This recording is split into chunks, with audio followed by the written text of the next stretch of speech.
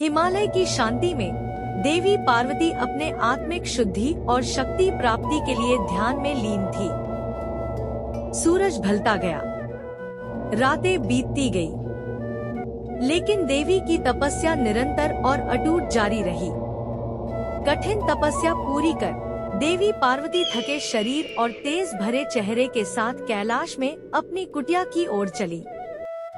कुटिया लौटकर देवी पार्वती स्नान की तैयारी करने लगी।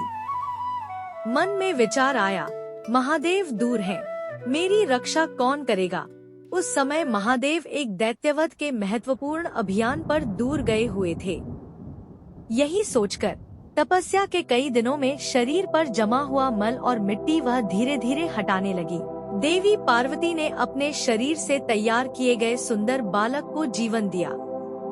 बालक हंसा और उसका तेज और सौंदर्य देखकर पार्वती बहुत खुश हुई। बालक जन्म लेते ही पार्वती से पूछा, माता, मुझे क्या करना है। पार्वती हंसते हुए बोली, बेटा, तुम्हें एक बड़ी जिम्मेदारी दी जा रही है, बाहर की सुरक्षा संभालना। बालक उत्सुकता से बोला, माता, मैं तैयार हूँ, मैं इसे पूरा करूँगा। महादेव दूर थे, इसलिए बालक की सुरक्षा सुनिश्चित करने के लिए पार्वती ने अपनी दिव्य शक्ति का उपयोग करके उसके आसपास सुरक्षित वातावरण तैयार किया और सतर्कता से उसकी रक्षा करने लगी। देवी पार्वती स्नान कर रही थी, तभी बालक गणेश सतर्क होकर चारों ओर नजर रखने लगा। उसका तेज और चतुराई देखकर पार्वती निश्चिंत हुई कि बालक सुरक्षित है। महादेव दैत्यवध के अभियान से विजय होकर कैलाश पर्वत की ओर लौट रहे थे। गणेश ने अपनी बुद्धिमत्ता और शक्ति का उपयोग करके रास्ते में आने वाले किसी भी खतरे से खुद को और माता पार्वती को सुरक्षित। महादेव दैत्यवध के अभियान से विजय होकर कैलाश पर्वत की ओर लौट रहे थे, लेकिन बालक गणेश अपनी तेज और चतुराई से पहरा दे रहा था। उसने देखा कि महादेव आ रहे हैं और सावधान रहकर उसने मनाई की। बालक गणेश ने महादेव को स्पष्ट मनाई की और उन्हें अंदर जाने नहीं दिया। महादेव ने जोर देकर कहा, बच्चे, रास्ता खोलो, यह मेरा घर है और मुझे अंदर जाना है। गणेश ने अपनी शक्ति से मार्ग अवरुद्ध किया और कहा, यहाँ बिना माता की अनुमति के कोई नहीं जा सकता। बालक न केवल हठीला था, बल्कि बहुत शक्तिशाली भी था। महादेव को प्रचंड क्रोध आया और वे सीधे युद्ध के लिए सज्ज हो गए। उन्होंने त्रिशूल उठाया और बालक गणेश के सिर पर वार किया।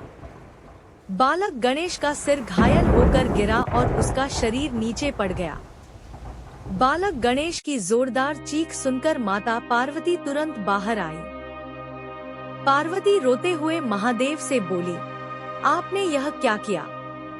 यह आपका ही पुत्र है, मैं आपको सब सच बताती हूँ। फिर पार्वती ने महादेव को पूरी कहानी सुनाई। कहानी सुनकर महादेव बोले, देवी, यह सच में मेरा पुत्र है। यह सब मैंने अनजाने में कर दिया। जिस जीवन को मैंने छीन लिया है, उसे वापस देना भी मेरा ही कर्तव्य है। महादेव बोले, नंदी, पृथ्वी पर जाकर पहले मिले जीव का सिर लाओ। नंदी गया। उसे सबसे पहले एक हाथी मिला और वह उसका सिर लेकर वापस आ गया। महादेव ने वह सिर गणेश के शरीर से जोड़ दिया। अपनी दिव्य शक्ति से उन्होंने उसे जीवन दिया और बाल गणेश फिर से जीवित हो उठे। महादेव और पार्वती अपने पुनर्जीवित बाल गणेश को देखकर खुशी से भर उठे।